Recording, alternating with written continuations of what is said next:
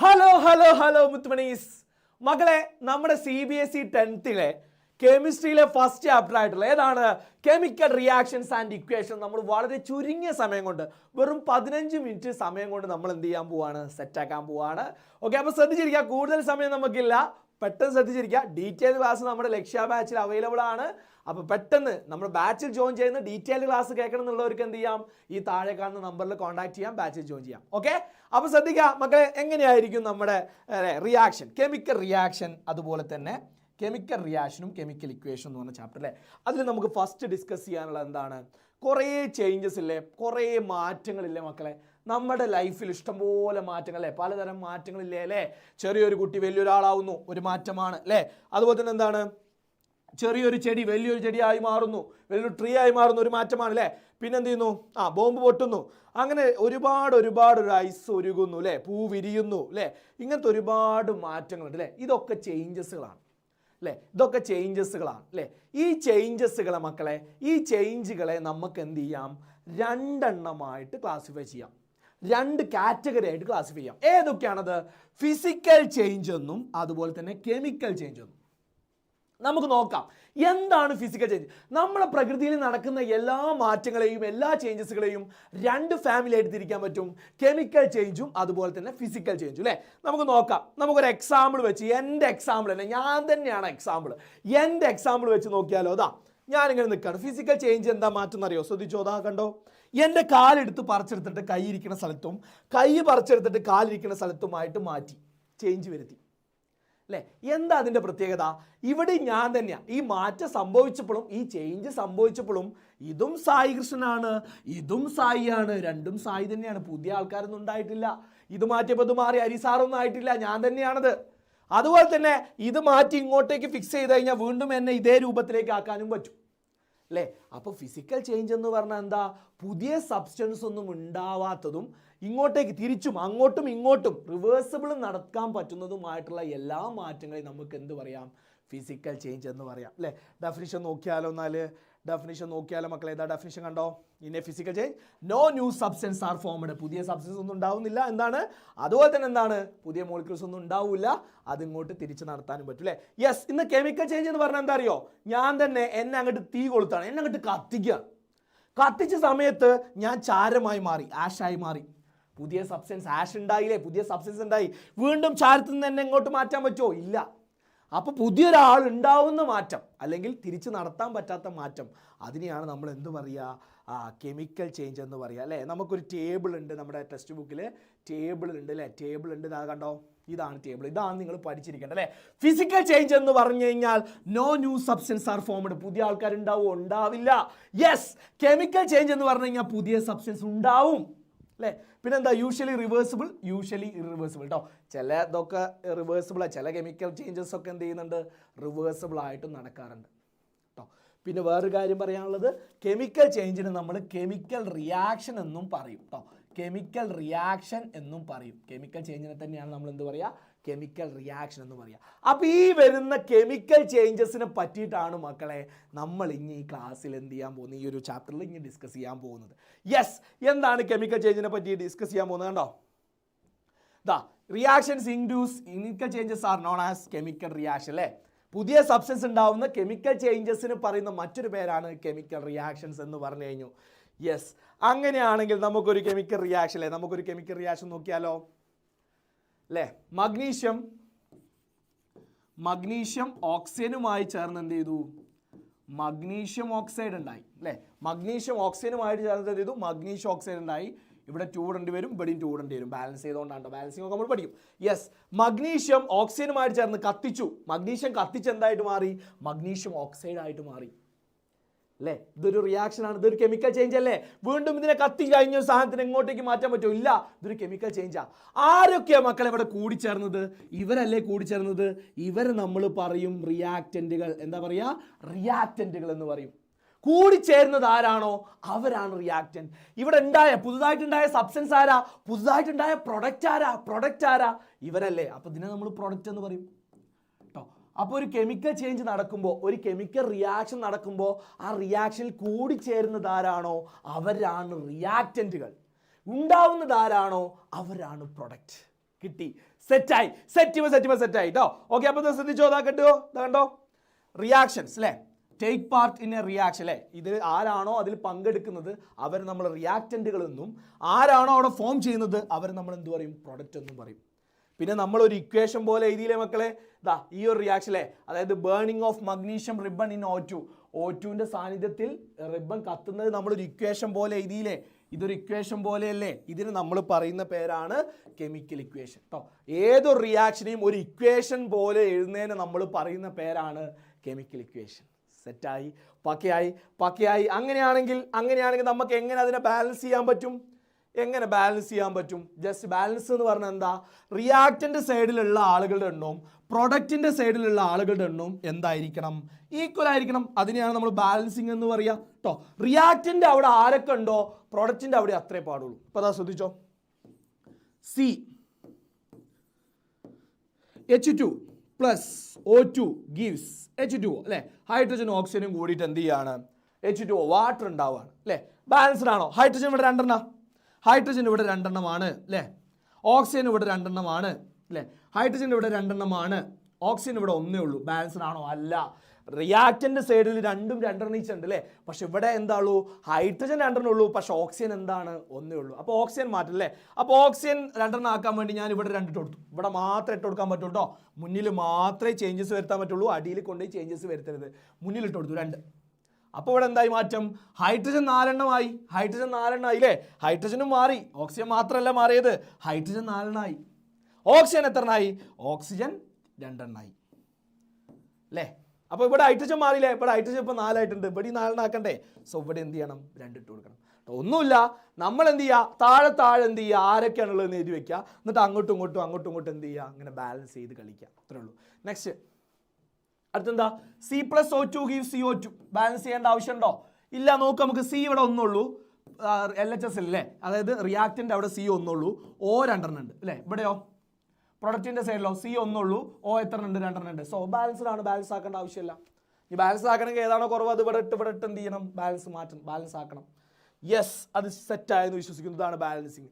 ഇനി നമുക്ക് ലാസ്റ്റ് പഠിക്കാനുള്ളത്, ഈ ചാപ്റ്ററിന്റെ ഏറ്റവും ലാസ്റ്റ് നമുക്ക് പഠിക്കാനുള്ളത് എന്താണെന്ന് വെച്ച് കഴിഞ്ഞാൽ ഡിഫറെൻറ്റ് ടൈപ്സ് ഓഫ് റിയാക്ഷൻസ് ആണ് അല്ലേ. ഡിഫറെൻറ്റ് ടൈപ്സ് ഓഫ്, ഇപ്പം നമ്മൾ പഠിച്ച കെമിക്കൽ റിയാക്ഷൻസ് തന്നെ 4 ടൈപ്പ് ഉണ്ട്. ഏതൊക്കെയാണ്? Combination, decomposition, displacement, double displacement, oxidation and reduction അല്ലേ. കോമ്പിനേഷൻ എന്ന് പറഞ്ഞാൽ ശ്രദ്ധിക്കണേ, കോമ്പിനേഷൻ എന്ന് പറഞ്ഞാൽ ഞങ്ങൾക്കറിയാം, നിങ്ങൾ ആലോചിച്ചാൽ മതി. കോമ്പിനേഷൻ എന്ന് പറയുമ്പോൾ നമ്മൾ ആലോചിക്കേണ്ട എന്താ അറിയോ, നമ്മൾ മനസ്സിൽ വരേണ്ട ഒരു സംഭവമുണ്ട്. കോമ്പിനേഷൻ എന്ന് പറയുമ്പോൾ എന്താ അറിയോ മക്കളെ, അത് പറഞ്ഞു തരാം. യെസ്. കോമ്പിനേഷൻ എന്ന് പറയുമ്പോൾ നമ്മുടെ മനസ്സിലേക്ക് വരേണ്ടത് മാരേജ് ആണ് അല്ലേ. കല്യാണം എന്ന് പറയുമ്പോൾ മക്കളെ, കല്യാണം എന്ന് പറയുമ്പോൾ രണ്ട് പേര് കൂടിച്ചേർന്നുണ്ടാവുന്നതല്ലേ കല്യാണം അല്ലേ. യെസ്, എവിടെ പോയി യെസ് അല്ലേ. കല്യാണം എന്ന് പറയുമ്പോൾ 2 പേര് കൂടിച്ചേർന്നുണ്ടാവുന്ന ഒരു പ്രോസസ്സാണ് അല്ലേ. 2 പേര് കൂടിച്ചേർന്നുണ്ടാവുന്ന ഒരു പ്രോസസ്സാണ്. എവിടെ കിട്ടുന്നില്ലല്ലോ. Yes okay.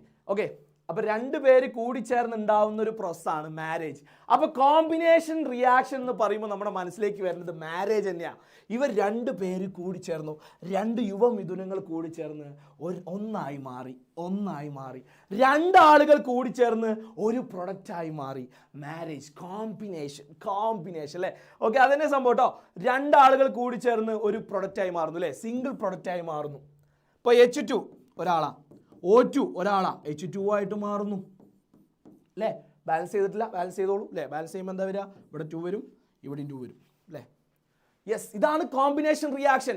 2ഓ അതിൽ കൂടുതലോ ആളുകൾ കൂടി ചേർന്ന് ഒറ്റ ആളായിട്ട് മാറുന്നു, സിംഗിൾ ആളായിട്ട് മാറുന്നു. സെറ്റായേ. ഇനി അടുത്തത് ഡീകമ്പോസിഷൻ. അപ്പോൾ എന്താണെന്ന് ചോദിക്കുമ്പോൾ മക്കളെ, ഡീകമ്പോസിഷൻ എന്ന് പറഞ്ഞു കഴിഞ്ഞാൽ നേരെ ഓപ്പോസിറ്റാ. മാരേജിന്റെ ഓപ്പോസിറ്റ് എന്താ, ഡൈവേഴ്സ് അല്ലേ. Decomposition, divorce. ഓൾറെഡി സെറ്റായി നിന്നിരുന്ന ഒരാള് വിഘടിച്ചിട്ട് എന്ത് ചെയ്യുന്നു, ഡിഫറെൻ്റ് ആളുകളായിട്ട് മാറുന്നു, വ്യത്യസ്ത ആളുകളായിട്ട് മാറുന്നു. ഇതാണ് എന്ത്, ഡീകമ്പോസിഷൻ റിയാക്ഷൻ. സെറ്റാണ്. കണ്ടോ ഇതാളായിരുന്നു, FeSO4 ആയിരുന്നു. ഇത് ഡീകമ്പോസ് ചെയ്ത് എന്ത് ചെയ്തു, 3 ആളുകളായിട്ട് മാറി. യെസ്. ഇനി ഇവർ ഡൈവേഴ്സ് ആവാൻ വേണ്ടി ഒരുപാട് കാരണങ്ങൾ ഉണ്ടാവില്ലേ, ഇവർ ഡീകമ്പോസ് ചെയ്യാൻ വേണ്ടി ഒരുപാട് കാരണങ്ങൾ ഉണ്ടാവില്ലേ. ആ കാരണത്തിന്റെ അടിസ്ഥാനത്തിൽ എന്ത് ചെയ്യുന്നുണ്ട്, 3 ക്ലാസിഫൈ ചെയ്യുന്നുണ്ട് കേട്ടോ. തെർമൽ ഡീകമ്പോഷൻ, ചൂട് കൊണ്ടാണ് ഇവർ പിരിയുന്നെങ്കിൽ എന്താണ് തെർമൽ ഡീകമ്പോഷൻ. ഫോട്ടോലൈറ്റിക് ഡീകമ്പോഷൻ എന്ന് പറഞ്ഞാൽ ലൈറ്റ് കൊടുത്തപ്പോഴാണ് ഇവർ വേർപിരിയുന്നെങ്കിൽ എന്തായിരിക്കും ഫോട്ടോലിറ്റിക്. ഇലക്ട്രിസിറ്റി കൊടുത്തപ്പോഴാണെങ്കിൽ എന്തായിരിക്കും ഇലക്ട്രോലിറ്റിക് കേട്ടോ. അപ്പോൾ 3 തരത്തിലുണ്ട്. തെർമൽ കൊടുത്തപ്പോഴാണ് ഡീകമ്പോഷൻ നടക്കുന്നതെങ്കിൽ തെർമൽ, ലൈറ്റിലാണെങ്കിൽ ഫോട്ടോ, മറ്റേതാണെങ്കിൽ ഇലക്ട്രിക്. യെസ്, അപ്പോൾ കോമ്പിനേഷൻ എന്ന് പറഞ്ഞാൽ കൂടുന്നു, ഡീകമ്പോഷൻ എന്ന് പറഞ്ഞാൽ അതിൻ്റെ നേരെ ഓപ്പോസിറ്റ്. സെറ്റായെന്ന് വിശ്വസിക്കുന്നു. നെക്സ്റ്റ് അടുത്ത ഏതാ? അടുത്തതിലേക്ക് നമ്മൾ പോകുന്നത് ഏതിലേക്കാണ്? അടുത്ത ടൈപ്പ് റിയാക്ഷൻ അല്ലേ, ഡിസ്പ്ലേസ്മെന്റ് റിയാക്ഷൻ അല്ലേ. ഞാനൊരു എക്സാമ്പിൾ പറയാം. അതാ ശ്രദ്ധിച്ചോ. ആദ്യം നമ്മുടെ ATR മിസ്സും നമ്മുടെ സ്വന്തം ദിൽഷ മിസ്സും നല്ല കട്ട ചങ്കയുന്നു. അതിലേക്കാണ് ആര് വരുന്നത്? സ്നേഹാമിസ് വരുന്നത്. സ്നേഹാമിസ് അല്ലേ. അത് കഴിഞ്ഞതിന് ശേഷം എന്താ സംഭവിച്ചത്? ദിൽഷാമിസും സ്നേഹാമിസും അങ്ങോട്ട് കമ്പനിയായി. അതുപോലെ തന്നെ എന്തായി? നമ്മുടെ സ്വന്തം ATR മിസ് അങ്ങോട്ട് പുറത്തായി. ഇതേപോലത്തെ റിയാക്ഷൻ. ആദ്യം സെറ്റായിരിക്കുന്ന ആൾ സെഡനും SO4 ആയിരുന്നു. അതിൻ്റെ അടുത്തേക്ക് കോപ്പർ വന്നു. മാറിപ്പോയി മക്കളെ. കോപ്പർ സൾഫേറ്റ് കേട്ടോ, CuSO4 ആയിരുന്നു. CuSO4. അതിൻ്റെ അടുത്തേക്ക് സിങ്ക് വന്നു. സിങ്കിന് നല്ല അല്ലേ, സ്നേഹാമിസിന് നല്ല റിയാക്ടിവിറ്റിയാ, എല്ലാവരും പെട്ടെന്ന് കമ്പനി ആവും. അപ്പോൾ റിയാക്ടിവിറ്റി വന്ന സിങ്ക് വന്ന സമയത്ത് എന്ത് ചെയ്തു? SO4ൻ്റെ ഒപ്പം സിങ്ക് പോയി, കോപ്പർ പുറത്തായി. ATR പുറത്തായ പോലെ കോപ്പർ പുറത്തായി. ഒരു പുതിയൊരാൾ വന്നപ്പോൾ പഴയ ആൾ പുറത്തേക്കായി എന്നുള്ള അവസ്ഥയായി. അതാണ് സംഭവം ഡിസ്പ്ലേസ്മെന്റ് റിയാക്ഷൻ. ഡിസ്പ്ലേസ്മെന്റ് സംഭവിച്ചു അല്ലേ. ഒരാൾ മാറി, അവിടെ വേറൊരാൾ വന്നു അല്ലേ. യെസ്, എക്സാമ്പിൾ കണ്ടോ? സിങ്ക് വന്നു, കോപ്പർ സൾഫേറ്റ്, സിങ്ക് മാറി അല്ലേ.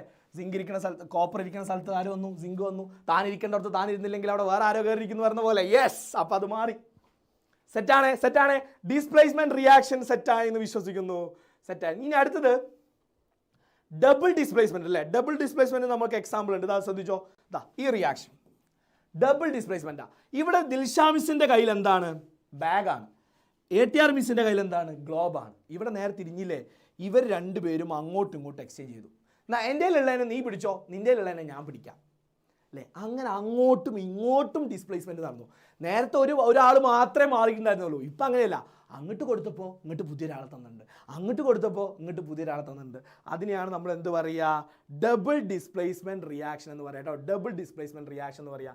അങ്ങോട്ട് കൊടുക്കുന്ന സമയത്ത് എന്ത് ചെയ്യും? ഇങ്ങോട്ട് പുതിയൊരാളെ തരും. യെസ്, അങ്ങോട്ട് കൊടുക്കുമ്പോൾ പുതിയൊരാളെ ഇങ്ങോട്ട് തരും. ഇത്രയേ ഉള്ളൂ. യെസ്, അപ്പോൾ ഏതൊക്കെ പഠിച്ചു? കോമ്പിനേഷൻ എന്ന് പറഞ്ഞാൽ കൂടിച്ചേരുന്നു. ഡീകമ്പോഷൻ എന്ന് പറഞ്ഞു കഴിഞ്ഞാൽ വിഘടിക്കുന്നു അല്ലേ. അത് ഡീകമ്പോഷൻ എന്ന് പറഞ്ഞാൽ ഒരാൾ മാറിയിട്ട് വ്യത്യസ്ത ആളാവുന്നു. ഡിസ്പ്ലേസ്മെന്റ് എന്ന് പറഞ്ഞാൽ എന്താ? ഒരാൾ ഇങ്ങനെ സെറ്റായി നിൽക്കുന്നതിൽ ഒരാളെ മാറ്റിയിട്ട് അവിടെ വേറെ ആളെ കയറ്റിയിരുത്തുന്നു അല്ലേ. ഡബിൾ ഡിസ്പ്ലേസ്മെന്റ് എന്ന് പറഞ്ഞാൽ 2 ആൾക്കാരുണ്ടാവും. ഒരാൾ അങ്ങോട്ടും കൊടുക്കും, ഒരാൾ ഇങ്ങോട്ടും കൊടുത്തിട്ട് പുതിയ 2 പ്രൊഡക്റ്റ് ആയിട്ട് മാറും. യെസ്, കിട്ടിയെന്ന് വിശ്വസിക്കുന്നു. നെക്സ്റ്റ് ഓക്സിഡേഷനും റിഡക്ഷനും. ലാസ്റ്റ് റിയാക്ഷൻ ആണെന്ത്? ഓക്സിഡേഷനും റിഡക്ഷനും. എന്താ സംഭവം ഇത് തന്നെ കേട്ടോ. ഓക്സിഡേഷൻ ഓക്സിജൻ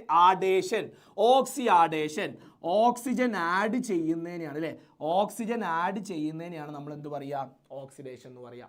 അപ്പോൾ റിഡക്ഷൻ എന്തായിരിക്കും? അതിന് നേരെ ഓപ്പോസിറ്റ്. റിമൂവൽ ഓഫ് ആരെ റിമൂവ് ചെയ്യുക? ഓക്സിജനെ റിമൂവ് ചെയ്യുക. ഓക്കെ, ഓക്സിജൻ ആഡ് ചെയ്യുന്നതാണ് ഓക്സിഡേഷൻ എങ്കിൽ ഹൈഡ്രജൻ വെച്ചിട്ട് എങ്ങനെ പറയുക? റിമൂവ് ഹൈഡ്രജൻ അല്ലേ. അതുപോലെ തന്നെ റിമൂവ് ഓക്സിജൻ ആണ് റിഡക്ഷൻ എങ്കിൽ ഹൈഡ്രജൻ വെച്ചിട്ട് എങ്ങനെ നമ്മൾ പറയുക? ആഡ് ഹൈഡ്രജൻ ആഡ് ചെയ്യുന്നു. ഇതാണ് ഡെഫിനിഷൻ കേട്ടോ.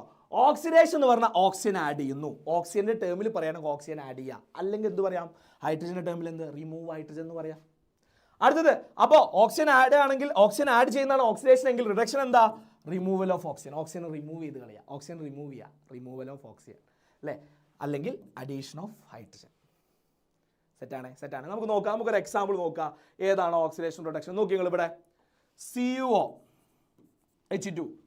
CuH2 ആയിട്ട് മാറുന്നു. ഇവിടെ നോക്കിയേ, Cuക്ക് എന്താ അവിടെ സംഭവിക്കുന്നത്? കോപ്പറിന് എന്താ അവിടെ സംഭവിക്കുന്നത്? ഓക്സിജൻ ആഡ് ചെയ്യല്ലേ ചെയ്ത് അല്ലേ, സോറി ഓക്സിജൻ റിമൂവ് ചെയ്യല്ലേ ചെയ്തത്. ഇവിടെ ഓക്സിജൻ ഉണ്ടായിരുന്നു, ഇവിടെ എത്തിയപ്പോൾ Cu മാത്രമേ ഉള്ളൂ. ഓക്സിജൻ ഒറ്റയ്ക്കാക്കി അല്ലേ. ഓക്സിജൻ എടുത്ത് കളഞ്ഞു, Cuവിനെ ഒറ്റയ്ക്കാക്കി മാറ്റി അല്ലേ. ഓക്സിജൻ റിമൂവ് ചെയ്യുന്നതിന് നമ്മൾ എന്താ പറയുക? Remove oxygen is called reduction അല്ലേ. അപ്പോൾ ഇത് റിഡക്ഷൻ ആണ്. ഇനി ഇവിടെ നോക്കിയേ, ഇവിടെ H2 ഒറ്റയ്ക്കായിരുന്നു. ഈ ആ കാര്യം കൂടിയും കിട്ടി. ഇവിടെ എത്തിയപ്പോൾ ഓക്സിജനും കൂടിയും കിട്ടി. ഓക്സിജൻ ആഡ് ചെയ്താ ചെയ്തത് അല്ലേ. ഇങ്ങോട്ട് വന്നപ്പോൾ ഓക്സിജൻ എന്ത് ചെയ്തു? ആഡ് ചെയ്യാ ചെയ്തത്. അപ്പോൾ എന്തായിരിക്കും? ഇത് ഓക്സിഡേഷൻ. യെസ്, സെറ്റായേ മക്കളെ. കറക്റ്റ് 15 മിനിറ്റ് കൊണ്ട് ചാപ്റ്ററിൻ്റെ ഓവറോൾ കാര്യങ്ങൾ ജസ്റ്റ് ഒന്ന് ഓടിച്ച് ഞാൻ വിട്ടിട്ടുണ്ട്. ഓക്കെ, സെറ്റായെന്ന് വിശ്വസിക്കുന്നു. ഇനി നമ്മുടെ ഡീറ്റെയിൽഡ് ക്ലാസ്, 1 ഷോട്ട് ക്ലാസ് വേണമെന്നുള്ളവർക്ക് ഇതേ ചാനലിൻ്റെ ലൈവ് സെക്ഷനിൽ പോയി കഴിഞ്ഞാൽ അവിടെ കിടക്കുന്നുണ്ടാവും ഈ ചാപ്റ്ററിൻ്റെ വൺ ഷോട്ട്. ഒരു 1.5 hour ഒക്കെ വെച്ചിട്ട് നമ്മൾ സെറ്റായിട്ട് ഈ ചാപ്റ്റർ പഠിച്ചിട്ടുണ്ട്. അവിടെ ഒന്നുകൂടി ഡീറ്റെയിൽ ആയിട്ട് പറയുന്നുണ്ട്. അപ്പോൾ നിങ്ങൾക്ക് ഒരു റിവിഷൻ, ചെറിയൊരു ക്വിക്ക് റിവിഷന് വേണ്ടിയിട്ടാണ് ഈ ഒരു സംഭവം. അത് യൂസ്ഫുൾ ആയെന്ന് വിശ്വസിക്കുന്നു. യൂസ്ഫുൾ ആയെങ്കിൽ എല്ലാവരും കമൻറ്റ് ചെയ്യുക, ലൈക്ക് ചെയ്യുക, മാക്സിമം ഫ്രണ്ട്സിന് എന്ത് ചെയ്യുക, ഷെയർ ചെയ്ത് കൊടുക്കുക. അപ്പോൾ വീണ്ടും കാണുമ്പോഴേക്കും ബൈ ബൈ.